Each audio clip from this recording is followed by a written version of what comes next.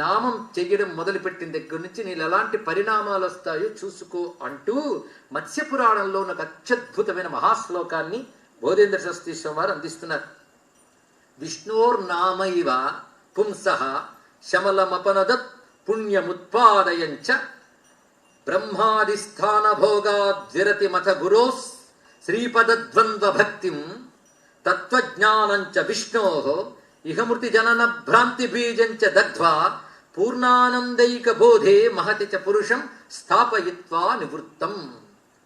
అద్భుతమైనటువంటి క్రమం ఇందులో చెప్పబడుతుంది, మామూలు శ్లోకం కాదు. విష్ణోర్నామం, విష్ణునామం చేస్తుంటే మొదటగా జరిగేది ఏంటంటే శమలమపనదత్, ముందుగా చిత్తంలో ఉన్న పాపమాలిన్యాన్ని తొలగిస్తుంది. మొట్టమొదటి చేసేది అది. మొదట క్లీనింగ్ అండి, క్లెన్సింగ్ ప్రాసెస్ మొదలవుతుంది నామస్మరణ చేస్తుంటే. తర్వాత పుణ్యముత్పాదైతే, పుణ్యాన్ని పుట్టిస్తుంది. అంటే ఒక పవిత్ర కర్మ ఫలాన్ని కలిగిస్తుంది ఇక్కడ. కానీ ముందు చేసేది పాపనాశనం, తర్వాత పుణ్యోత్పాదనం. దాని తర్వాత ఏం చేస్తుందంటే క్రమంగా, క్రమశః, దీన్ని బట్టి మనం ప్రస్తుతం ఈ క్రమంలో ఎక్కడున్నామో తెలుసుకోగలగాలి. అంటే సాధన సరిగ్గా సాగుతోందని తెలుస్తుంది.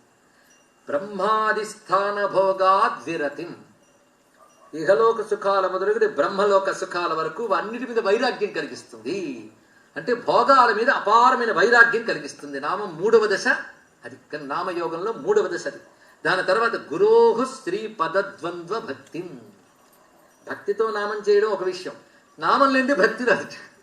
భక్తి కలగాలంటే దానికి ముందు కలగవలసింది పాపనాశనం, పుణ్యోత్పాదనం, ఇహలోక పరలోక సుఖాలు ఎందు విరక్తి. అప్పుడు చక్కటి భక్తి వస్తుంది. కనుక 4వ దశకి వెళ్ళేటప్పుడు భక్తిని కలిగిస్తుంది నామం. ఎవరి యందు? గురోహ శ్రీ పదద్వంద్వ భక్తి, గురువు యొక్క పాదపద్మాలపై భక్తిని నామం కలిగిస్తుంది. దీనికి వ్యాఖ్యానంలో చెప్తూ శ్రీ గురోహో శ్రీ పదద్వంద్వ భక్తిమిత్యత్ర గురోహో శ్రీ విష్ణోహో అన్నారు. గురువు అంటే విష్ణువు, విష్ణు పాద పద్మముల యందు భక్తి కలిగిస్తుంది.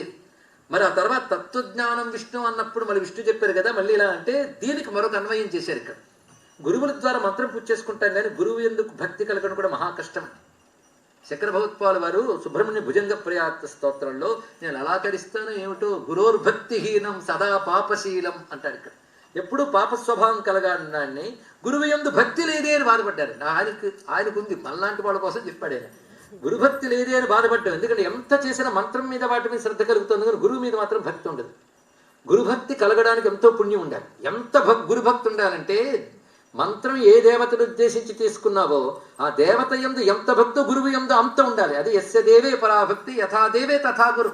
అంత గురుభక్తి రావట్లేదే అని బాధపడితే పాపం అడ్డుతోంది కనుక రావట్లేదు కనుక నామం చెయ్యగా చెయ్యగా చెయ్యగా అది క్రమంగా పాపనాశనం చేసి పుణ్యోత్పాదనం చేసి వైరాగ్యం కలిగించి గురువుపై భక్తినిస్తుంది అని కూడా చెప్తున్నారు.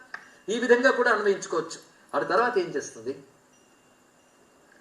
తత్వజ్ఞానంచ విష్ణోహో, విష్ణువు యొక్క యథార్థ తత్వాన్ని తెలియజేస్తుంది. అక్కడికే కదా సిద్ధి. ఊరికి నామం కాదు, నామం వల్ల తత్వం తెలియాలి. అందుకే తత్వజ్ఞానంచ విష్ణోహో ఇహమృతి జనన భ్రాంతి బీజంచ దగ్ధ్వా. తర్వాత అద్భుతమైన మాట, ఇహంలో జననము మృతి వీటికి కారణమైన భ్రాంతి ఏదుందో అంటే జనన మరణాలకు కారణమైన అవిద్య ఏదుందో దాన్ని దగ్ధ్వా, దగ్ధం చేస్తుంది. ఇంకేముంది? పరమసిద్ధిలోకి తీసుకెళ్ళిపోతుంది. అప్పుడు ఏం కలిగిస్తుందంటే పూర్ణానందైక బోధే మహతి చ పురుషం స్థాపయిత్వా నివృత్తం. చిట్ట చివరికి నామం ఏం చేస్తుందంటే పూర్ణ ఆనంద ఏక బోధే అంటే పరిపూర్ణమైన బ్రహ్మజ్ఞానంతో కూడిన ఆనందమునందు స్థాపయిత్వా, స్థాపింపజేస్తుంది. ఆ బ్రహ్మజ్ఞానం యొక్క లక్షణం ఏంటి? నివృత్తం. నివృత్తము అంటే సంసారము నుంచి మరలుట. సంసారమునందు ప్రవర్తిస్తే ప్రవృత్తి, సంసారం నుంచి మరలి బ్రహ్మముతో ఐక్యమైతే నివృత్తి. నివృత్తి లేనిది మోక్షం లేదు.